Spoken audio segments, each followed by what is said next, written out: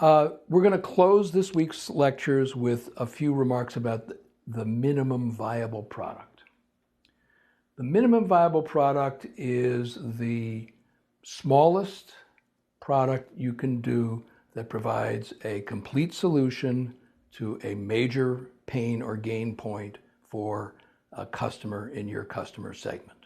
It's the smallest product that you can ship them that's going to solve their pain. The truest test of fit in a market is, do you have a minimum viable product that people pay for? When you reach that point, you're golden. Before you've reached that point, everything you're doing is tentative. So it's really important to get a minimum viable product. What is it? It's not an alpha or a beta. If you have something that's sort of unfinished, you can ask people to test that.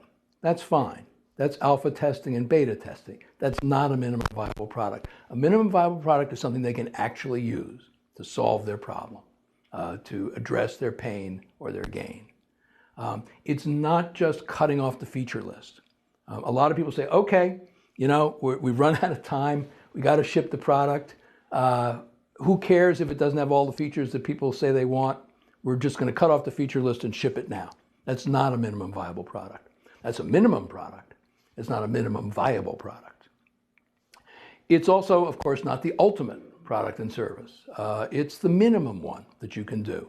The ultimate one, you may never get there, but you better start with the minimum one or you'll surely never get there. It's the smallest possible product or service that can satisfy the customer need or problem. At what point do you need an MVP?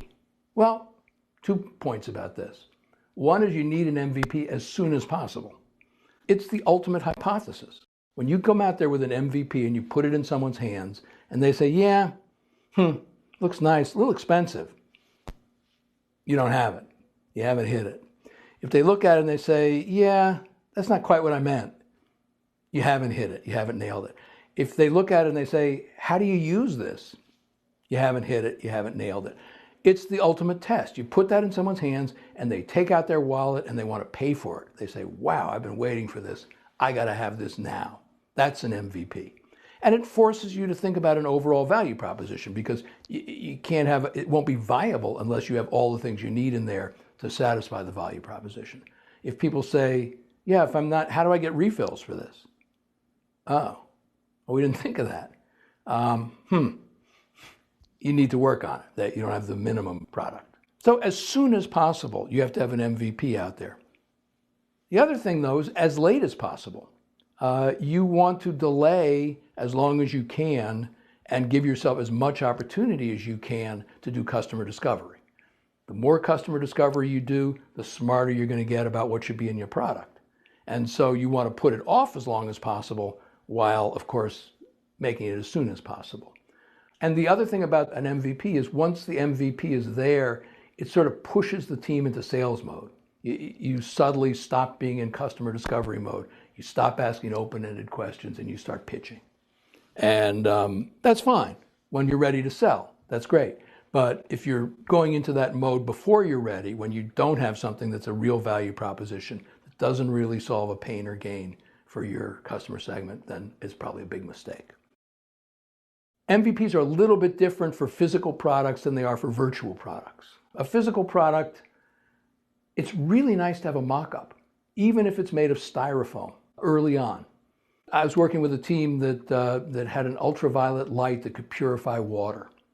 And I said, I think a lot of people might switch from Brita over to this if the bottle had a cool blue light that went off while it was cleansing the water. I said, but in order to find out if people want that, you got to have a mock-up of the product with the cool blue light and give it to them and see if their pupils dilate, see if they like what they're looking at. So in the case of an MVP for a physical product, it might even be okay if it doesn't work. But it has to capture certain elements of the value proposition and allow you to kind of verify them. Years ago, I was an engineer in Silicon Valley, almost went to work on the first tablet computer. This was in 1989, something like that.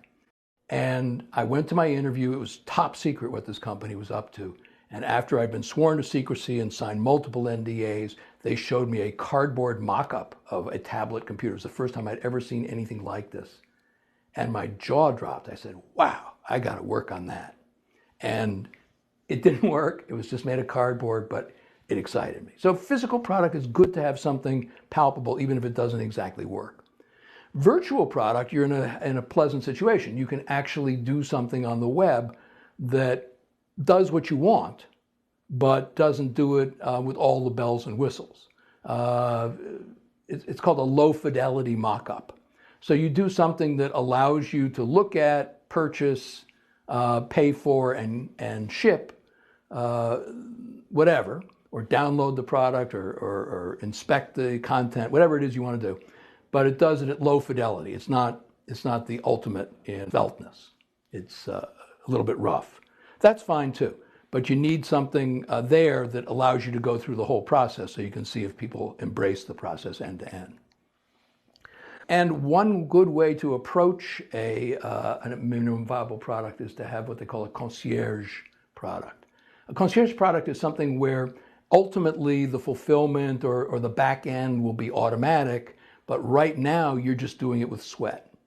So you have something where people can order the information product, and instead of them being able to download it right away, you have cached ones sitting there. So they're not getting their own fresh copy, they're just getting a cached one, but they can see how the process works. That's a concierge simulation.